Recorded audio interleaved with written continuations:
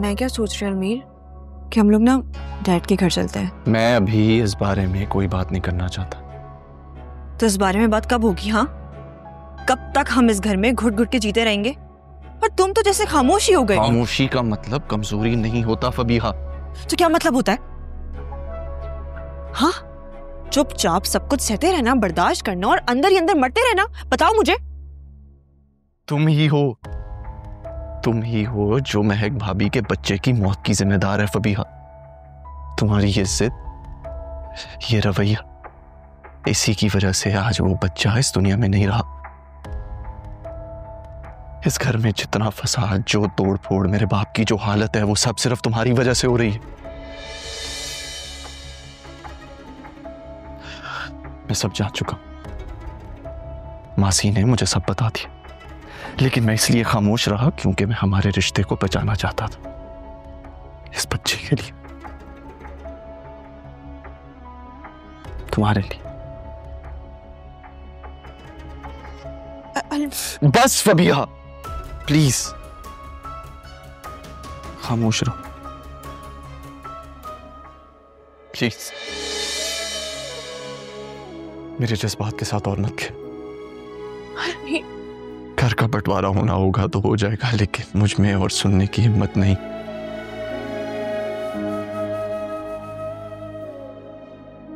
मेरा बाप जिसकी वजह से आज मैं इस मुकाम पे पहुंचा हूं, शदीद तकलीफ में है, मुझसे खफा है। जानती हो, उन्होंने मुझसे नजरें तक नहीं मिलाई और मुझसे ये तकलीफ बर्दाश्त नहीं हो रही फबी। तुम बस अच्छे वक्त का इंतजार कर, लेकिन अभी जो मेरी कैफियत वो तुम नहीं जान सकती। तुम नहीं जान सकती फबिया, नहीं जान सकती। नहीं समझ पाओगी।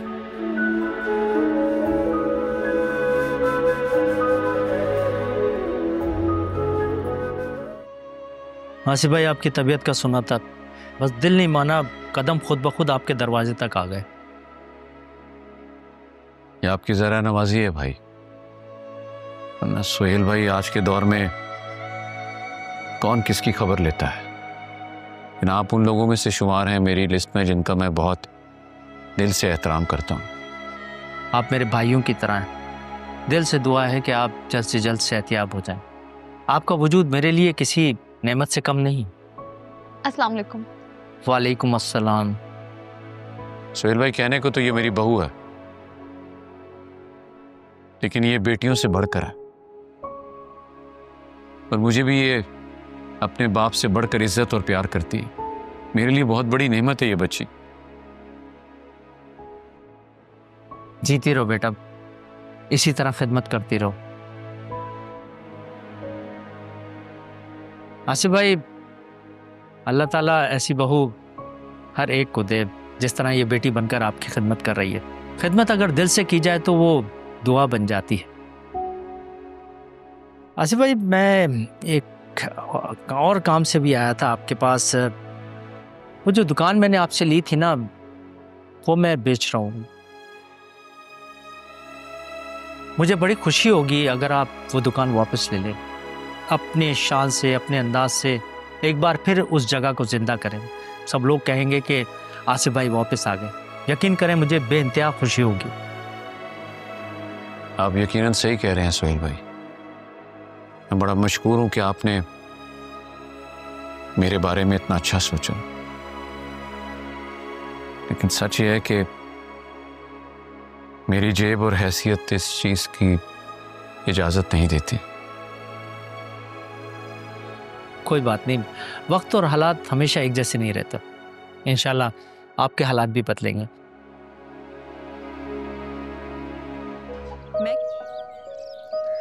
मैंने एक फैसला किया है शावीर, और उस फैसले में मुझे तुम्हारे साथ की जरूरत है। ईमान, तुम जानती हो तुम्हारे हर फैसले में मैं हमेशा तुम्हारे साथ हूं, लेकिन फिर भी बताओ तुमने क्या फैसला लिया है? अब्बू की एक पुरानी शॉप थी जो अब्बू ने एक मजबूरी के तहत बेच दी थी। वो शख्स वो शॉप दोबारा सेल कर रहा है और मैंने ये फैसला किया है कि मैं वो शॉप खरीदूंगी अब्बू के लिए। मेहमान, वो शॉप आज के रेट के हिसाब से बहुत महंगी है। हमारे पास इतने पैसे कहां से आएंगे? जानती हूँ, मैं ऑफिस से लोन ले लूंगी, अपनी गाड़ी भी बेच दूंगी क्योंकि वो सब वापस आ सकता है। लेकिन अब्बू की शान, उनका वकार, उनकी खुशी वो वापस नहीं आ सकती। हम ये मौका हाथ से जाने नहीं दे सकते शावी। मेहमान, तो मुझे हर बार हैरान कर देती हो। हमारा फर्ज बनता है कि हम अब्बू के बुढ़ापे को सुकून दें, क्योंकि उन्होंने अपनी जवानी हम पर कुर्बान कर दी। चलो फिर मैं कुछ पैसों का बंदोबस्त कर लूंगा और कुछ सेविंग्स हैं मेरे पास। बाकी जो कम पड़ेंगे मैं अपने दोस्तों से बात कर लूंगा। मुझे पूरा यकीन है कि अगर हम दोनों मिलकर ये काम करेंगे तो ये ख्वाब जरूर पूरा होगा।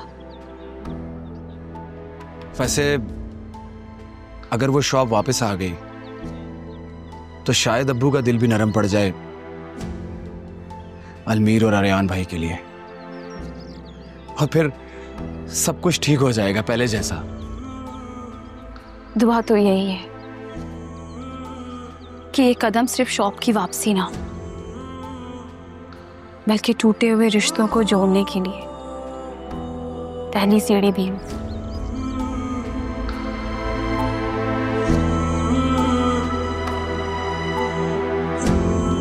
इतनी बड़ी रकम कंपनी पॉलिसी के तहत नहीं दे सकता, हमें रूल्स फॉलो करने होते हैं। मैं जानती हूँ सर कि रकम बड़ी है, लेकिन मैं आपको एक रुपया अपनी सैलरी से कटवा कर वापस कर दूंगी, बल्कि अगर मुमकिन हो सका तो मैं बहुत जल्द आपके पैसे वापस करने की भी कोशिश करूंगी।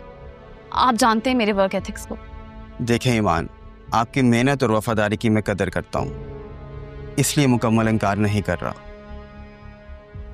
इतनी बड़ी रकम नहीं दे सकता, लेकिन कंपनी की हदूद में रह के कुछ ना कुछ मुमकिन है। Thank you sir, thank you so much. आप जितने भी अरेंज कर सकें मेरे लिए बहुत होगा। Thank you. ठीक है, मैं एचआर से बात करूंगा। आपको एक दरमियाने दर्जे का लोन अप्रूव करवाने की कोशिश करता हूं, लेकिन इसकी एक शर्त है।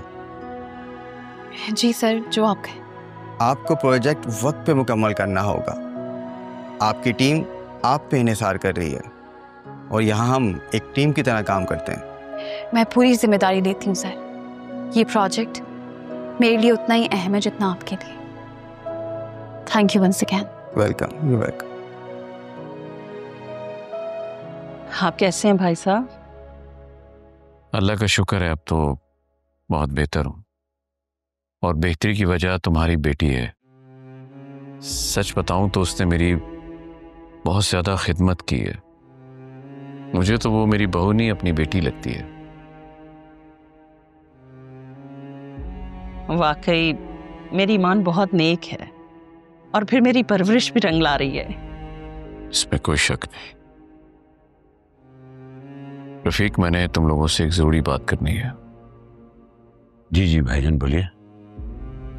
देखो, पहले ही बहुत देर हो चुकी है। मैं चाहता हूं कि अब मुस्कान को रुखसत कर दिया जाए।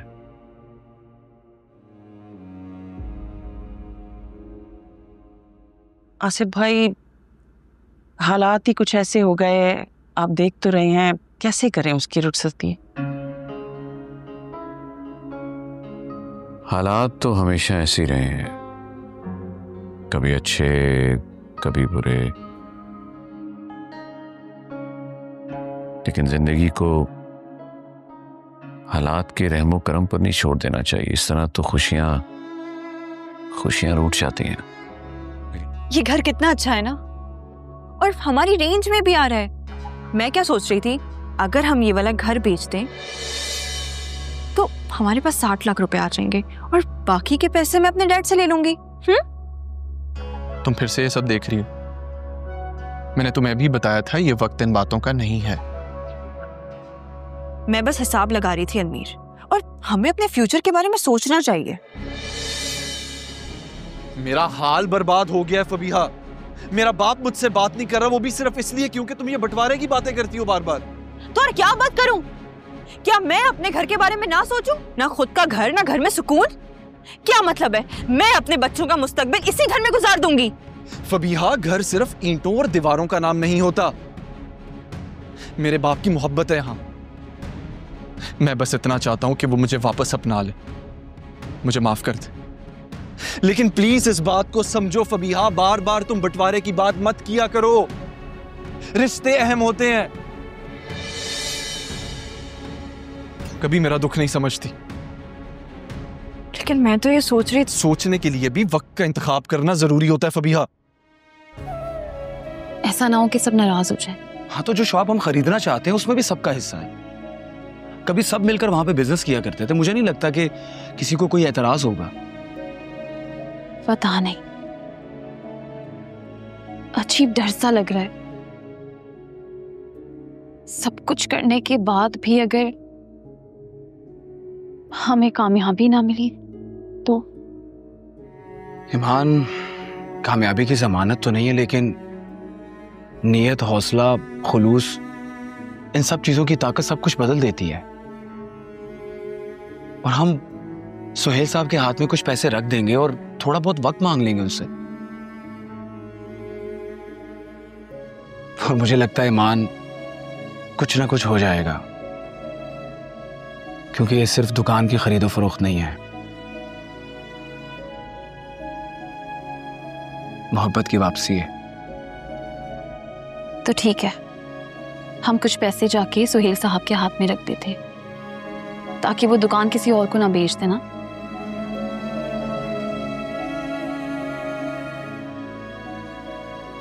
थैंक यू ईमान।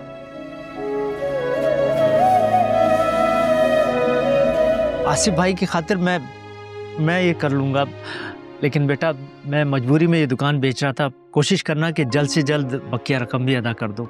सुहेल साहब, आप बिल्कुल फिक्र ना करें, मैं आपके अकाउंट में कल कुछ रकम भेज दूंगा, और बाकी मेरी पूरी कोशिश होगी कि हम जल्द से जल्द आपको बाकी की रकम भी दे दें। आपको पता है ये वो शॉप है जहां मेरे ख्वाबों ने आंख खोली थी, और यहां सिर्फ कारोबार नहीं होता था बल्कि रिश्ते बनते थे, संवरते थे। और मैं आपसे एक बात लाजमी कहूंगा, आपने इस शॉप को बहुत इज्जत दी है, बहुत संभाला है। बेटा ये शॉप कल भी आपकी थी और आज भी आपकी है। आप लोग तो इस बाजार की रौनक हुआ करते थे। मुझे बहुत खुशी हो रही है ये दुकान आप लोगों के पास दोबारा वापस जा रही है। सही साहब, इंशाल्लाह हम इस दुकान को फिर से वैसा बनाएंगे जहां सिर्फ कारोबार नहीं होगा, लोग सिर्फ खरीदारी नहीं करेंगे बल्कि मोहब्बत लेकर जाएंगे। मुझे समझ नहीं आ रहा मैं आपका शुक्रिया कैसे अदा करूं कि आपने हमारी बात समझी और हमारी मदद करने के लिए राजी हो गए। आपकी जो रकम है हम बहुत जल्द वो पूरी लौटा देंगे। कोई बात नहीं बेटा, मुझे तो बहुत खुशी हो रही है कि आसिफ भाई दोबारा यहाँ आ जाएंगे, और मेरी दुआ है कि इस कारोबार को वो वैसे ही चलाएं जैसे पहले चलाते थे। आमीन आमीन। खुश रहो बेटा, खुश रहो। Thank you so much. जज़ाकल्लाह। हम आपके शुक्रगुजार रहेंगे। नहीं थैंक यू।